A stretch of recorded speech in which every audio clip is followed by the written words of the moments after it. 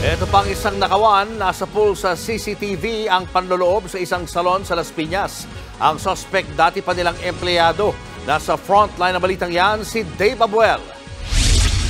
Sa una ay aakalaing empleyado ang lalaking ito na nasa pool sa CCTV ng isang salon sa Las Piñas City nitong Martes. Gamit ang susi, binuksan niya ang glass door. Maya-maya, pinuntahan na niya ang cashier area. Umupo siya at tila may hinahanap.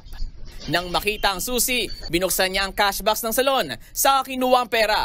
Agad din siyang sumibat, tangay ang kita ng salon. When the complainant representative conducted an inventory of the supposed collection of the salon, she discovered that an amount of 20,000 pesos was missing. Sa investigasyon ng mga pulis, lumabas na dating empleyado ng salon ng suspect at nag-resign nitong Nobyembre. Ang kaso, hindi niya ibinalik ang hawak niyang kopya ng susi ng salon. Namukha naman ng mga dati niyang kasama ang suspect sa CCTV, kaya agad siyang nadakip. Pero higit 8,000 piso na lang ang nabawi mula sa kanya. Pag-amin ng suspect, ginastos niya ang ninakaw na pera sa pagpapagamot sa ina at bilang pambayad sa tubig at kuryente.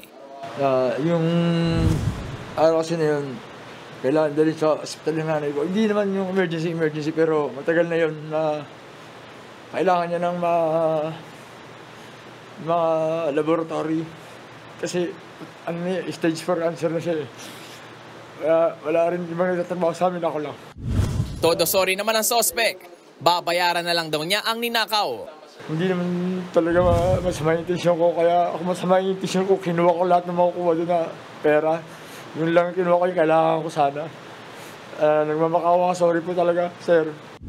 Sa kabila niyan, sinampahan pa rin siya ng reklamong theft.